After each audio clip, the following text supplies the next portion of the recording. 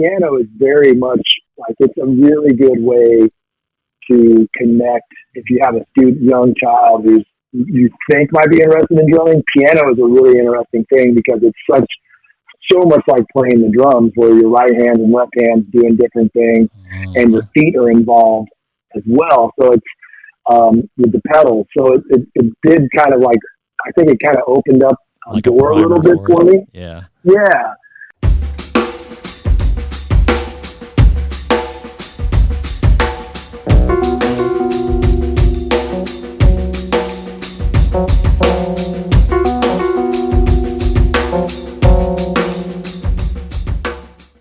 Hello, everyone, and welcome to Living in the Limelight. I'm your host, Jay Huller. As a quick reminder, please follow us on Instagram at Living in the Limelight Show, and check out our website at livinginthelimelight.com. And of course, you can find our podcast through all the major streaming services, including Spotify and Apple Podcasts. Each week, we feature a conversation with a different artist where we delve into what makes them tick, and sometimes we get pro tips on pursuing a career as an artist. If you're a performer who would like to be considered for our show, check out the questionnaire at livinginthelimelight.com, and thanks, of course, so much for listening. I have the distinct honor and pleasure today of speaking with Kent Aberle. He is a first-call drummer from Atlanta, Georgia. He is currently performing and recording with a number of artists, so he is a tough guy to pin down. He's a busy performer. His ability to be a groove chameleon, performing all styles of music, as well as his harmonizing backing vocal ability, has made Kent one of the busiest drummers in the U.S. for both live performance and sessions. He has over 20 years touring experience, both in the U.S. and internationally, including China, Japan, Australia, Canada, and soon Europe. He has performed on the Conan O'Brien Show, the Today Show with Kathy Lee and Hoda, The Talk, and he's performed numerous times at the Grand Ole Opry, as well as the Ryman Auditorium in Nashville. So let's welcome Kent to Living in the Limelight. It's great to connect with you again. How have you been? I've been good, man. Good. Very busy, but very good, man. No complaints. Excellent. Welcome to Living in the Limelight, and I appreciate you being on. I've been wanting to talk to you for a long time, and you're such a busy guy that I respect your time, and I really appreciate you taking this moment for us. No problem, man. My pleasure. It's funny. I had a little chronology here to go through, and right before this, I was reading your encounter with Freddie Gruber, and I kind of wanted to put that in the middle of everything, but I think I want to start with it because it has tentacles, I think, that speak to your life as a drummer and things that you've done over time. And I know you've got that on your website in pretty a nice detail, but can you encapsulate it for us? Because as some of the listeners will know who are drummers, it's just, he's a legend in the business. Yes. Yeah, so Freddie is definitely probably one of the biggest. Just my short amount of time I got to spend with Freddie had just a massive influence on my life and how I play the drums and everything. But basically the way it went down was I was attending a NAMM show in Nashville, mm-hmm. and I'd driven up on like 2 hours of sleep. Me and a friend of mine went up on I was on about 2 hours of sleep. He drove, 'cause I performed in Atlanta the night before, and so I kind of slept on the road on the way up as much as I could. So at the end of the day, it's probably getting to be around like 3 o'clock, and the show's over at 6. So around 4 o'clock, a lot of the booths kind of start breaking stuff down a little bit, and start kind of getting ready to load out. And I'm sitting at a table just watching everything go down. And my friend Pam, who was at the time working for Rhythm Tech, came up to me and she goes, "Hey, do you mind babysitting this guy for an hour or so?" And I look up and it was Freddie Gruber. Oh my gosh. And I'm like, yeah. So if you're listening, you'll know Freddie is by far he's a legendary drum instructor who teaches in a completely different way. He's not really a tablature or charting type of guy. He's not a guy who's going to teach you rudiments, but what Freddie had done was studied the movements of drummers, and he could take a drummer and teach them how to get out of their head and literally learn how to play with feel. And it was He's worked with Neil Peart, he's worked with Dave Weckl, Steve Smith. He had a massive influence on Steve Smith. And all these guys who've worked with him, it's different from a lot of other times that you spend with a teacher where it literally has tentacles to where as you go on in your life, you keep going back to things that you've said.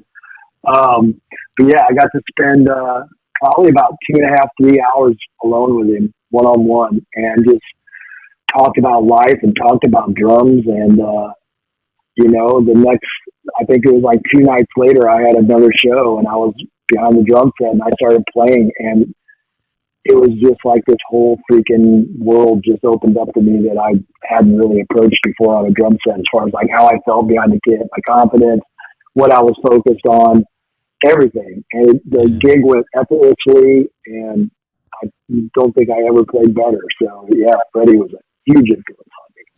Yeah, it's I don't know if you put together the title of this podcast, "Living in the Limelight," is sort of borrowed, I guess, from a Rush song. And I have read that story about Neil's time with him, and it's like just exactly like you said. And I think some teachers are really they're that way, and we gravitate toward their wisdom and just the way they can kind of go out of the box. And I've heard this many times, and I wanted to kind of get your perspective on it. So that's so awesome. So can we go back a little bit I want to take you all the way back to Illinois when you were a kid. Sure. Detasseling corn. And because I've read up on you a little bit, and I want to know kind of where the drums just first started for you, and like what drew you to that instrument and what continues to drive, because you have been just killing it for so many years, and you're the top of the line pro drummer on call anytime, and you gotta put the work in to get there. And I'm wondering kind of like what fueled your fire to move us from then to where we are now. Well, I was probably about 6. It was somewhere between 6 and 10 years old. I'm going to say around 7 years old. And my parents, I was taking piano lessons already. My mom was very big on piano lessons. Nice. So I started piano lessons when I was basically almost when I could sit on the thing and reach the piano and barely touch the pedals. And I started taking piano lessons. And so music was a big thing. And the piano is very much like, it's a really good way to connect. If you have a young child who's you think might be interested in drumming, piano is a really interesting thing because it's so much like playing the drums, where your right hand and left hand doing different things, and your feet are involved as well. So it's with the pedals. So it did kind of like, I think it kind of opened up a door a little bit for me. Yeah. Yeah. And then I guess I was about 7 years old, and I went to my high school at the time was Fairbury Cropsey High School. It's now called Prairie Central High School, but at the time, Fairbury Cropsey High School had we did a thing called the Spaghetti Band, the Spaghetti Supper for the band, which was hosted by the Boosters. And they would have a big spaghetti dinner, and they would raise funds for the band for that year. And the evening was always topped off by a performance by the band doing like a pops concert, where they're doing classical music, and it's a band, they're on the gym floor, and everybody's dressed up nice and everything. And I never forget when I remember going to the gym with my parents, and there was a bright red sparkle drum set on the floor. And I was like, whoa, what is that? And about 3/4 of the way through the show, the show, it's like a pops concert. So everybody's just kind of sitting still. There's not really any excitement or anything. Yeah. And then this dude, John Singer, who was a high school student at the time, who still performs. He moved to Nashville and played at the Opry, Grand Ole Opry for years. He came out, and he was a high school student at Fairbury Cropsey, which is a town of about 4,000 people. So I want to throw that out there. This is the thing to do. This is a small school. And he came out and played the drums with the pops band, and it instantly turned the entire place into like a party. It was nuts. Like, people were hooting and hollering, and I just remember the energy and I just remember seeing how people reacted. And I was like, wow, I really want to learn how to play drums. And, I guess it was probably about later that year. My mom and dad found a drum set down the street from me at a garage sale for $35. Oh, nice. I still have it. It's an Apollo. It's like an old Japanese 60s shell. It's like a 13-inch tom, 16-inch floor tom. I'm looking right at it. It's in my office. And a 20-inch bass drum. And it's crazy cool, like almost like a tire stripe psychedelic finish. It's just amazing. And I played that kit every day of my life all the way through college, except for when I was, in college. I didn't leave it at home for a few years, but every time I came home, I played it. But it just became part of my life. And I played drums a little just after school, man. That was my thing to do. Mm-hmm. Like, I'd get home from school and any kind of baseball practice and stuff. I did sports all through school, which I definitely think helps my drumming. Mm-hmm. But when I get home from school and from piano lessons or anything, the first thing I do is go up to my room. I'd play my drums till my ears couldn't hear anymore. And then, it just became an everyday thing. And then MTV came to town, and I was able to start watching videos of drummers constantly. Mm-hmm. And that really took it to another level of excitement.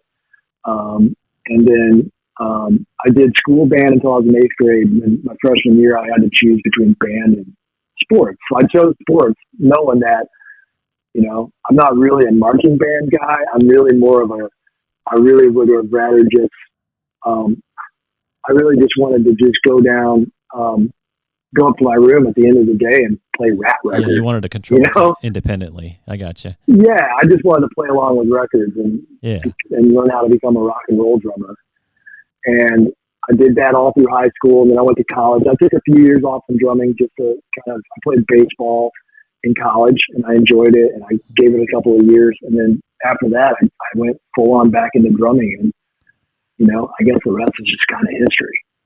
Yeah, and it's so interesting to kind of have that. You still have this kit, and you're looking at it, and it's your history, and it's right there, and it's like etched into your DNA almost. And and it's funny, man. It's funny because I remember being in high school, and I had this little bitty jazz kit, and this was back in the 80s when everybody was playing. All the drums that were being sold were like these giant 12, 13 power toms, 2 bass drums. It was the 80s big drum set thing. Here I am with this jazz kit, and then I go to college, and in the 90s, the alternative music scene blew up, and people were offering me money for my drums at every show I played. Like, I'm not getting rid of thank this. God. Yeah, thank God my broke college student didn't feel like it was worth it to sell them. So I'm really happy I still have them. Well, and that also speaks, I think, just to the attachment of how it helped you become who you are, and I think that's really why people hold on to leather jackets and that kind of thing from their past, because it's nostalgia, and I think that is so amazing. So your parents, this is going to be a similar story to mine, I'm sure, because I started out on the clarinet kind of through mom's help, and then I moved into snare, and then I said, hey, can I have a kit? And so the sound in the house just changed, and so yours went from piano to drum set. What was the reaction from parents in terms of I don't know if we can handle this? Like, were you waking up the neighbors? Oh, my parents were all about it. I mean, it was a loud household, and we always had stereos. Me and my brothers and I, and my older brother Dave always had a loud stereo. There was always music going on in our house as a kid. But their best thing when they get asked about that, like, how did you guys stand it? They said, well, you know what? We knew exactly where he was all the time. He was upstairs, and you could hear it, and you could feel it through the floor. But, we definitely had to, there had to be some ground rules, My neighbor called the cops on me once as a kid, and so I had to stop playing at 9 o'clock at night. I couldn't play after 9 o'clock, and I had to play, on the weekends. I had to play during certain hours and stuff like that, But for the most part, everybody was cool. And it's funny because years and years and years, probably 20 years later, I'm home playing a gig in my hometown with a band I was on the road with, and my neighbors came out and sat for a row. The same guy who called the cops on. Yeah, the same guy who called the cops on me came out and was sitting front row for the show. So it was circle. Great, you know. Yeah, it was totally full circle. I love that. Yeah, sure. That's totally amazing. Well, I was also looking through your list. I had no idea because I hadn't been to your website in a long time. I hadn't been there since Here Be Dragons really was fully established. But I was looking at the list of who you've played with and who you've associated with. And do you have any like highlight spots in there of just, for example, meeting Freddie Groover is, I would say, one, but just certain artists that you would say, you know what, this is a straight up quality person. Probably that whole list, because I know we associate ourselves with people we want to be with, right? But anybody you want to just like in a good way throw under the bus is like, I just had an amazing experience with this person. I'd love to work with them again sometime, or I'm still working with them, just to like highlight a few of those names. Man, you know, honestly, man, they all have a special place for me. You know, even if it was one gig, you know, I would have to say, you know, definitely like Christian Bush. I'm currently on the road with Blackberry Smoke, which those guys are just the greatest group of people I've ever toured with. You know, as far as like everybody from the singer to all the way down to the crew, all the way to the crew, up to the crew guys. You know, it's the best crew I've ever worked with. But I would have to say, you know, Christian Bush was great to work for. I would have to say one of the bands that really like showed me what was possible was Beyond Fires from Australia. So they were a duo, Max and Marty. Max is badass, probably 5'10", fire red hair. She had fire red hair. Fire red hair. We're older now, so she had fire red hair. Australian woman, and she played a guitar. And I mean, she owned it. And then Marty played guitar and bass through his guitar, through pedals, and I was on drums. And we toured all over the place.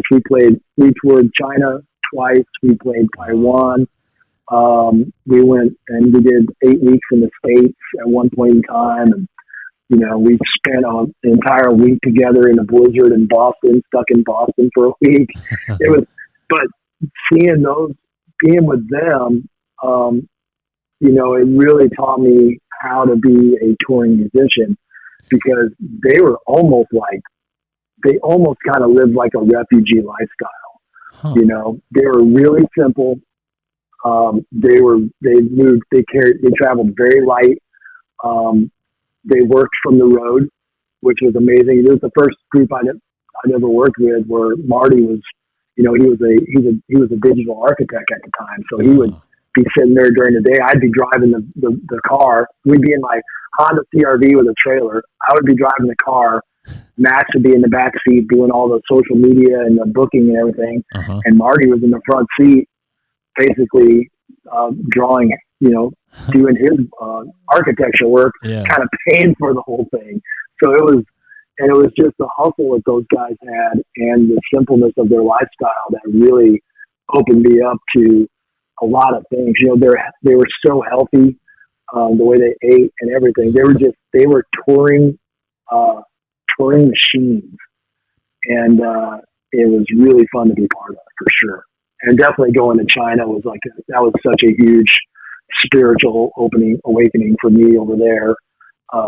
Just seeing the other side of the world and being in it for a month, and it was exhausting, but it was also the most fun I've ever had.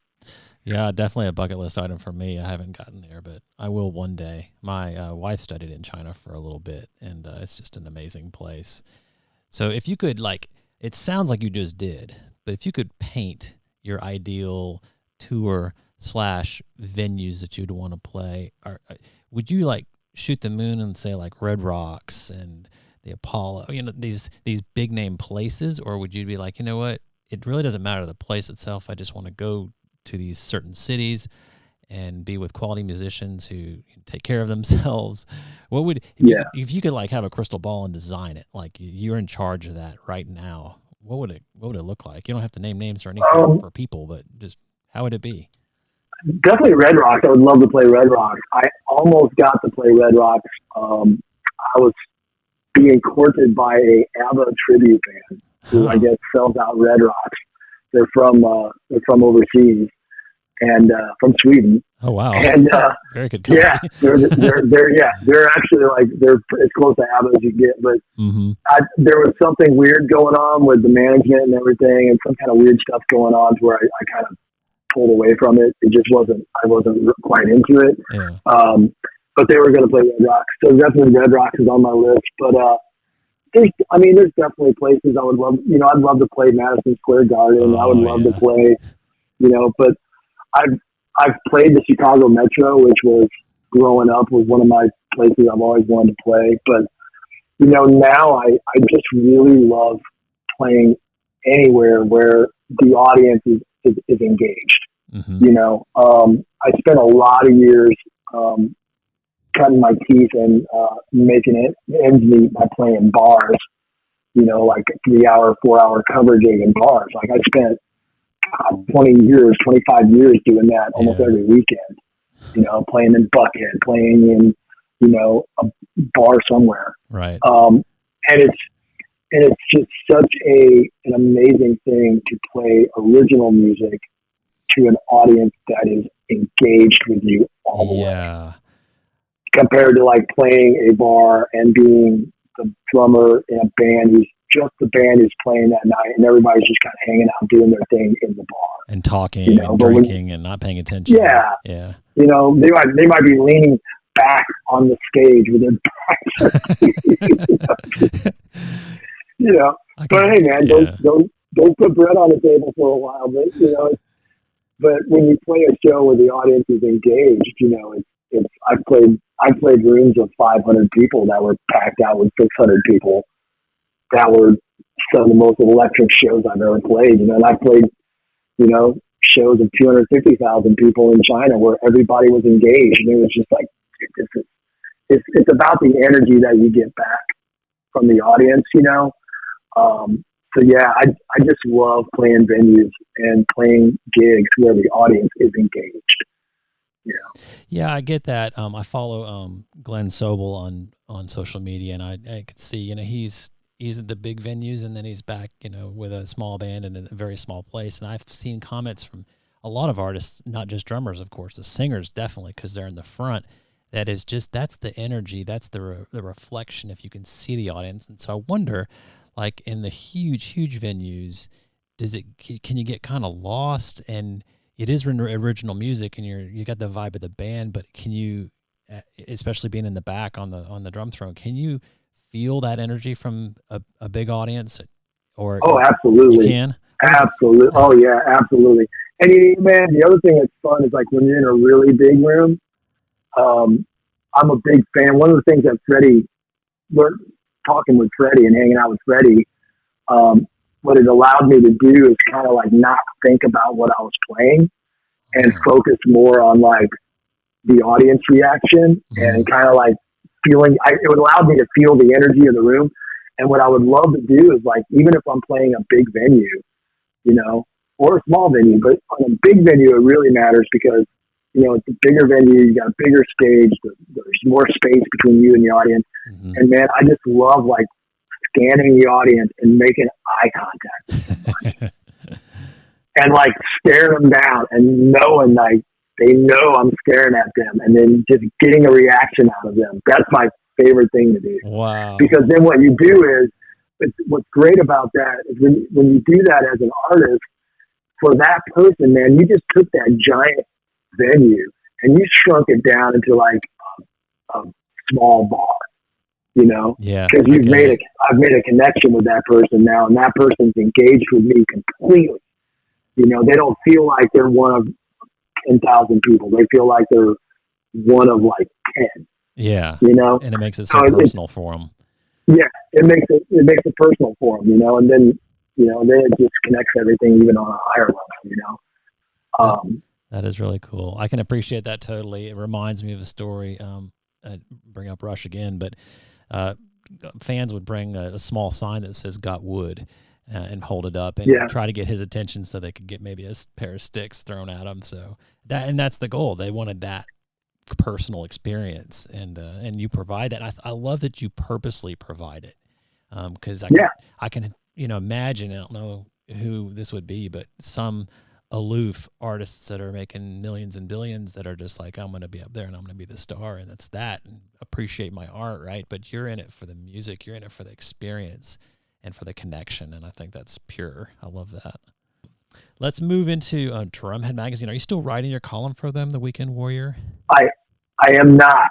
Do you want to reflect a little bit on that experience and what it kind of like, how it documented certain times for you? Yeah, no problem at all. I mean, it was a great experience for me. My friend, Jonathan Neighbor, who ran the magazine, he no longer runs the magazine anymore, so I kind of bowed out when he bowed out. Okay. But it was a great experience because I was kind of in a place where I had just put out my first ever DVD. And unfortunately, I decided to put out a DVD at the time when YouTube and everything just popped up, so the DVD became irrelevant. Yeah. So if you find a DVD of mine out there, they're not going to be anymore. So it is it's a classic. Yeah. It's a classic. Which I have found some on there that have been fun. But I was at a PASIC, and I gave a DVD to Jonathan Mover, who's one of his magazine, that Drumhead magazine, especially when Jonathan owned it and was writing it, and he was the editor and he was doing all the interviews and stuff. It was such an amazing magazine being a drummer, because I grew up on Modern Drummer and I grew up on Drum, and those are great magazines. But where what he did different was, Mover is he's such a legendary drummer in his own right, that when he would interview people, like when he interviewed Kenny Arnoff, it was like Kenny Arnoff could open up because he was talking to somebody that understood, and it allowed him to get deep into these guys, almost like into these guys' soul. Like if you can find an article that he interviewed Dave Weckl, it was amazing to learn about Weckl. So it's a real conversation, speaking the language. It's a real conversation. It's a conversation. It's like sitting in on a conversation between two drummers of the same level, and they're both legends, Yeah. And so that struck me with the magazine. So I instantly became a fan of the magazine, and I saw that they had guest people. Right. And so I gave him my DVD, and, I wasn't expecting to hear anything from it. And I remember driving home from Buckhead at about, he was out in LA at the time. So I was driving home probably at like 2 a.m. And all of a sudden I get this call, and it's a New York number. And I'm like, who is calling me from New York at 2 a.m? Yeah, that's back when numbers were attached to certain places and you could depend that they were calling from New York. Yeah, you knew it was an actual person. It wasn't a robocall or a spam call. Yeah. This is a person from New York calling me. So I answer it, and it's Mover, and he's like, "Man, I watched your DVD. I've gone and seen some of your posts and some of the stuff you've been writing online." He goes, "I'd love for you to write for the magazine." And I was like, "That'd be amazing. I would love to." And he goes, "But be deep." He goes, I know you got deeper stuff in you than what you're writing, so you can write whatever you want, man. 1,500 words. I'm like, 1,500 words. I'm like, dude, that's a real article. And he said, I can't pay you anything. I'm like, I said, dude, I don't need it. I said, give me a free subscription. He goes, absolutely. Oh, wow, nice. And I was like, yeah, because I was at the point I just wanted to share. Yeah. I wanted to just share. And so I wrote my first article, which was called "The Enemy." Comfort is the enemy of progress, which is an old quote by P.T. Barnum, who's kind of known for not being a nice guy sometimes. Yeah. But with that quote, when I read that when I was in college, it really hit home to me that, yeah, you cannot do anything in life that ends up putting you in a better place without dealing with discomfort. There's nothing you can do without discomfort. And we as a society have gotten so like, we strive for comfort.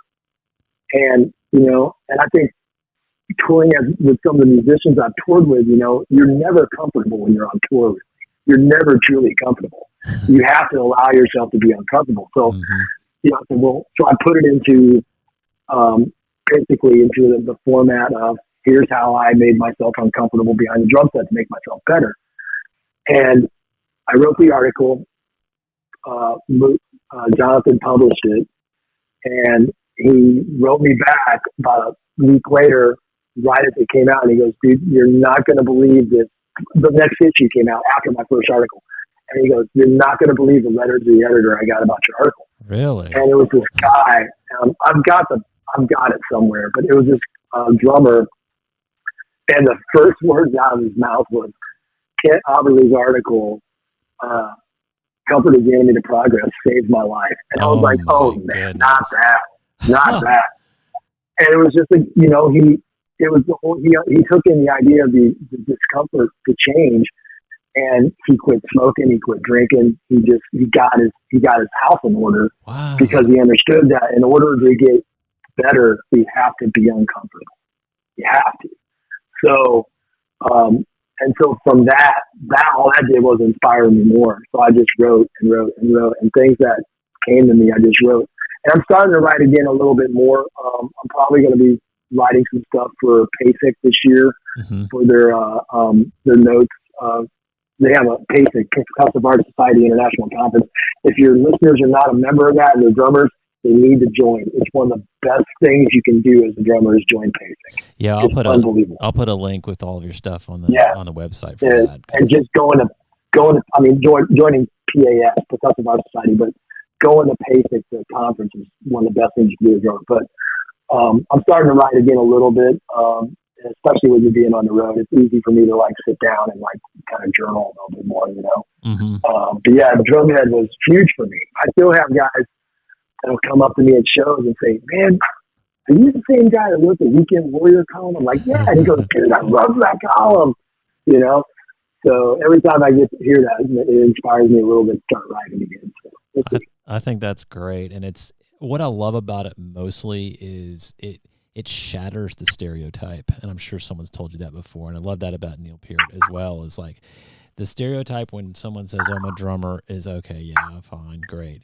And you're an intellectual, deep thinking, philosophical person who writes and feels music and it just encompasses all these things. And I love that it just is a 180 from what someone would on the surface judge someone who hits drums for a living. Yeah, we have the Muppets to thank for that. Yeah, that's true. Everybody thinks of the drummer as Animal, or Keith Moon, or it's like this hardcore party person, But I mean, a lot of times the drummer is, I don't know, man.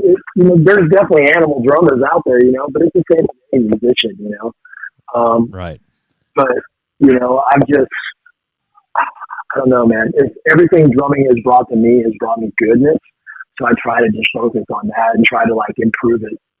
Take the goodness that it gives me and go, okay, well, let's take it to another level. Whether it's my health, whether it's my spirituality, anything like that. I try to base it all off my drumming. Yeah. And it usually works out okay, Well, it seems to have so far. You look like you're living a great life, and it's really been great to watch you, at least from afar. I hope we can connect personally sometime soon, but it's reminding me a little bit of gear, because really when we first connected and you were working at Beat Out Cancer and helping, you'd bring some stuff for us to auction off. And some people I talk to on this podcast, singers specifically, they've got their microphone and that's about it. But you're in the world of gear, and I know you've been associated with many different companies over the years. Do you have like a current go-to for certain things, an affinity for certain products? I'd love for you to talk about insurance here too, because I didn't have this in my original notes, but I see a post from you every once in a while about insurance for musicians, because you put all your stuff, drummers having lots of gear in a car, and then it gets lifted. But what are your what are you feeling right now? What are you using? What is inspiring you? What tools of the trade? Probably the one thing that has the biggest effect on my life is I'm currently the U.S. Director of Operations for Dream Cymbals. Yes, nice. Yeah, so Dream Cymbals, we're definitely starting to get a lot of notoriety. Dream Cymbals was formed about 15 years ago, and you know, the thing I love about our company is 5 drummers from Canada, 4 drummers from Canada, and me in the U.S. So all of our cymbals are about half. They're all B20 alloy. They're all beautiful handmade instruments. But they're all about half the price of a Zildjian, a Sabian, a Meinl, or a Pisces. Because what we try to do as musicians is we feel like a lot of the gear is just so overpriced, you know,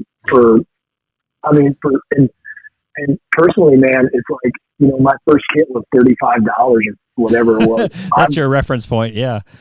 That's my reference point. So like, I've always been a fan of like playing inexpensive stuff. And so like when Dream Cymbals came in, I was like, dude, this is like a K Zildjian, but this is like $150.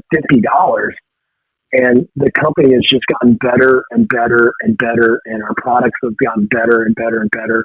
And now drummers are loving us for the sound. So, yeah. And actually, if your listeners are in town on Saturday, is this coming out in January? Will this be out in the next week or so? I've got about a 2-week window right now, so it'll be about 2 weeks from now. Yeah. So Saturday, January 21st, Dream Cymbals is doing a Dream Cymbals Day at Earth Shaking Music in Atlanta. Okay. And I'll be hanging out there all day, just talking shop. So if anybody wants to come by and hang out, they can check out all Dream Cymbals wares, and there'll be a ton of cymbals there to check out. And they're doing that usual buyback, the per inch kind of thing? Yeah. So yeah, that's the other thing that really turned me on to them. Is Dream is the only company we do a recycling program where if you have broken cymbals, as long as they're bronze, you get $1 an inch towards a new cymbal. Nice. So the record for one person, I believe, is 985 inches. Oh, wow. To a store I work with in Seattle. But it's been a real blessing, man. And as far as like other gear I'm using, I'm still a Gretsch guy. I'll always be a Gretsch guy. Mm-hmm. Been a Gretsch guy for a long time. I use Aquarian drum heads, Bigfoot drumsticks. There's a ton of products that I use. And now I've gotten really into microphones, like the SE microphones and the Solomon mics and stuff.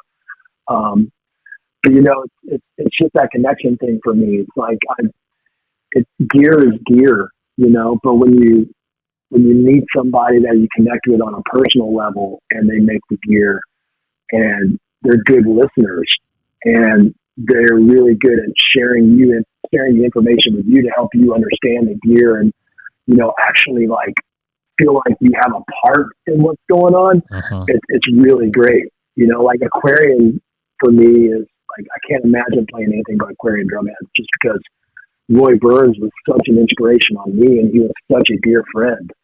You know, yeah. I got to create 2 models of drum heads with Roy personally. You know? Oh, really? I didn't know that. Yeah, the modern vintage 2 and deep vintage 2 drum heads were a concept that Roy and I came up with together. And you know, he was such an inspiration on me, not only as how to be a good person, but a good businessman. You know, and not burn people and be open and be conversational, mm-hmm. you know, and feel free to share, you know. But yeah, man, there's been so many brands that supported me for so long, you know, it's just great. That's fantastic. And let's talk about your place now. It's probably not new for you anymore, but for me, since I actually haven't even seen it, only except in pictures, I saw the development of it. I saw you first putting it together and doing the construction. I think you went mainly through Sweetwater to kind of wire it up. My experiences with Sweetwater have been amazing. It just like got a lot of Sweetwater's great. Yeah. So yeah. Talk. I mean, I bought some stuff. I bought a lot of stuff from Sweetwater. I bought a lot of stuff from, you know, from my personal brands too that I know. Uh-huh. Here Be Dragons recording just, you know, it just came about. When COVID hit, my girl Kiva and I had been dating for a long time, And when COVID hit, I was living in Midtown, like basically in the Virginia Islands in an apartment, a 1-bedroom apartment, which I loved. I loved my little apartment because it was kind of like I was on the road so much. Like when I came home, I just wanted to be in the city where things were happening. Yeah. I just wanted my own nice big hotel room. That's all I needed. With the kitchen. With a kitchen and a washer and dryer. Yep. And a good shower. But it was, and I rented a rehearsal space out on the west side. So I had a really nice big rehearsal space where I had my studio set up. And when COVID hit, the rehearsal space decided that they were going to move a different direction, and they decided to kick out all the musicians. Oh. And at that point in time, this is also when development was going insane in Atlanta. So Avatar Studios shut down, Thunderbox shut down, Black Box shut down years ago, and there was no other place to rehearse. So I really had nowhere to play. So, Kiva and I had been together for a while, and she had a house on Mableton, and we discussed moving in together. And when we moved in together, we went in together and fixed up the house, and, the only thing left to do was the garage, and I could not find a rehearsal space, and my wonderful woman Kiva said, "Well, just take half of the garage." Yeah. Well, I ended up taking the whole garage. I can imagine because it's a nice space. Yeah, it's great, man. I took everything I had saved up, and I was like, well, I made it through COVID, I survived, and I've got savings, so I'm going to put it all into this. And it's spent a ton of money on the soundproofing, and it's great, man. I call it my place where time does not exist. Oh, I like that description. Yeah, and it's great. I've definitely had some great nights of bands coming over and creating music and stuff in there. And it's just a place where I can go down there and get into my drumming zone. And, if I want to play at 6 in the morning, if I wake up at 2 in the morning and I have an idea, I can go down there and record it, It's amazing. It's truly a blessing to have. Yeah, sure. It's so amazing. I love the aspect, and this ties back to your work with PASIC and with writing and giving back, is that you do lessons, and that you set it up purposely that way with the overhead camera, and you've got monitors for even if parents are in there and they want to hear what the kid's doing. I mean, it was a well thought out plan to be a multi-use environment.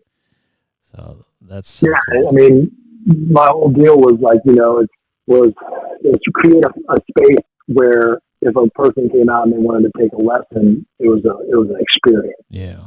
It wasn't like going to a store and going into a sterile lesson room and just having the same old experience. I wanted people to walk in somewhere, and just get that wow factor. Yeah, and you got someone playing trumpet right next to you. Yeah, just sit down on a drum set that's mic'd up, and be able to hear yourself on your headphones and be able to play along with records with me and see an overhead shot. It's a great experience, man. And I'm not teaching as much as I used to just because my schedule doesn't really allow for it, but I still do like one-offs once in a while for people. But who knows, man, who knows what can happen in the future. I've always dreamt about doing some kind of a camp or something too, to help people with drumming. But, I love teaching. I just love giving back, and I love sharing. So this room is kind of a place where I can do that. Yeah, I know you love teaching because I went to one of your clinics at your shop years ago, and I could see you in action. And I've seen a few videos of you in different stores. You light up because I think the essence of drumming and sharing what it is and the experience, it kind of like exudes like sweat coming out of your body. So I don't know if you can even help yourself when you're around your element like that. So I totally appreciate that. So moving into the end here, tell me a little bit about like what you've got coming up. I know you're about to go back on the road, and it was nice to fit you in this nice little window here where you get some R&R before you hit the road again. But where are you touring? Where are you headed? And what are you looking to do in the far future? Do you got some big plans? Well, I'm out with Blackberry Smoke full time now, which has been an incredible journey, spiritual journey as a relief drummer and tech for Britt from Blackberry Smoke, who's battling some serious health issues. And he's fighting it, and he's going to beat it. And I'm just, it's a blessing to be out on the road with these guys because they're the best people out there, man. And their fans are amazing. It's been truly an incredible experience. But, we got some shows coming up. If you go to blackberrysmoke.com, they'll have all of our schedule, but we definitely got a trip to Europe coming up in March. Ooh, sweet. It's going to be amazing. Yeah. And then, which will be my first time in Europe, believe it or not. It's like I have toured all over this world. Australia and China. I've never toured Europe. Huh. Yeah, I've done Australia, I've done China, I've done Taiwan, I've done Japan, I've done Canada, I've done Mexico, no Europe. So where in Europe are you going to be? Everywhere. Everywhere. It's a long one. Nice. We're going everywhere. So I'm really excited about that. And then, I'm just going to continue doing my thing, man. Continue doing stuff with Dream Symbols and, just trying to find time to relax and continue my growth personally. One thing I've been trying to do lately is get off social media and open a book, which paper in hand, has been great. It's just getting off of there and not needing to post stuff and not feeling like I have to do anything. It's been amazing, So I've been trying to reconnect with some books that I've been wanting to read and. Just finding that space because we're kind of in a crazy time right now where, everything is so volatile. Yeah, you're right. Everybody is so overreactionary. Mm-hmm. And we've really lost our ability to breathe and just stop and take a breath and give time and space to truly think about what's going on. Whether it's when you're driving, it's like people are road raging or, people are losing their minds over stupid stuff. Yeah. But I think a lot of it is just that we're so on edge and we're so stressed out that we just got to learn to take a break. And this is what I learned in China, man, was it was so chaotic. That entire tour was just so chaotic. And if you go on to YouTube and you search Be on Fire's China Taco, DOCO. Uh-huh. There's a 15-minute documentary that just kind of takes you through 2 shows of our tour. And just in that 15 minutes, it's like I've had friends call me up saying, I don't know how you did a month of that. Because it was, but it was moment by moment, day by day, and living in the moment. And I also learned how to meditate over there. I learned Buddhism and the power of meditation.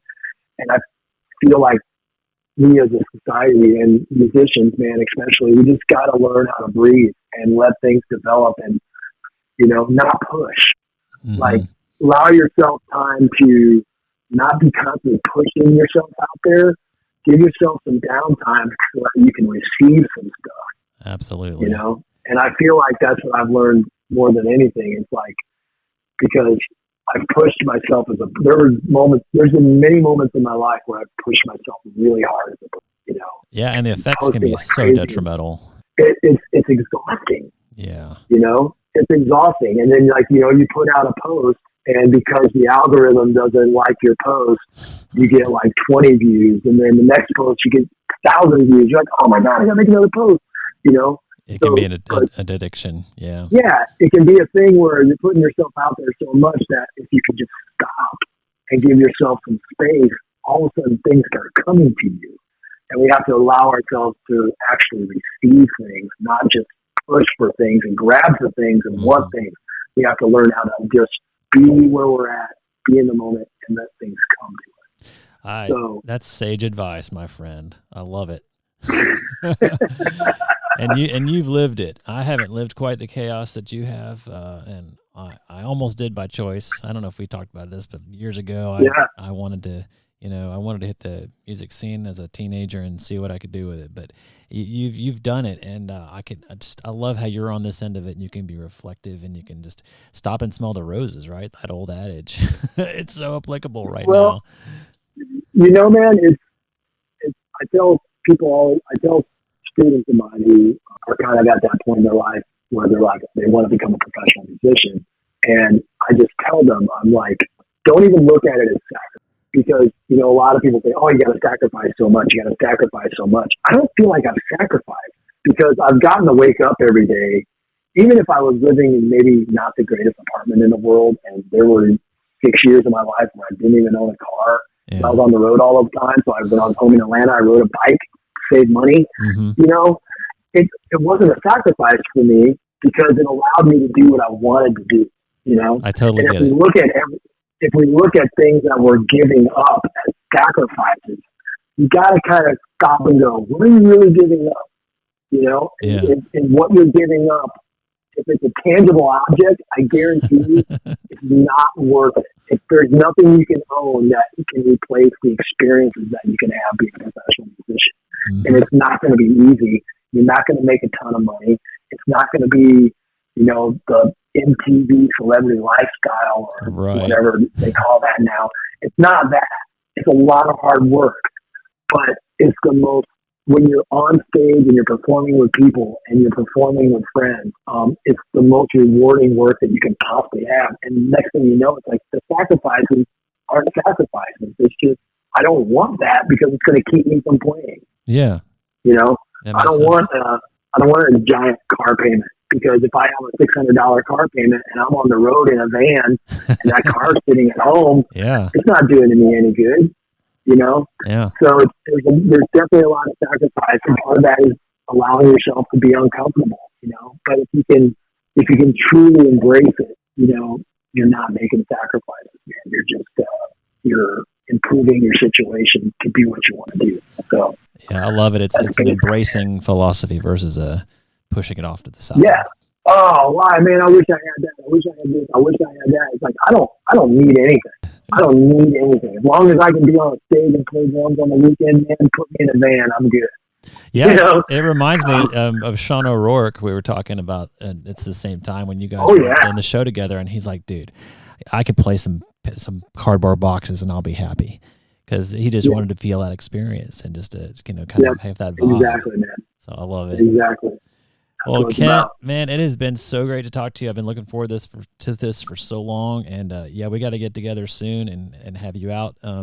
The show itself has evolved, and we got to get some drums back into it, and love to have you on and do a little solo. And congrats on having that thing go so long, man. That's a lot of work. Thank you. Yeah, that's a lot of work. You know, we put in the work of the things we love, right? So there we go. That's right. Exactly it, man. Exactly it. Well done. Much appreciated. Well, hey, have a good time on your tour. Please take some photos, and I know you won't be posting a lot on social media, but I'd love to see just an Eiffel Tower here and then, or wherever you happen to be. That would be amazing. You got it, man. So great. It's so good talking to you, and we will talk again soon.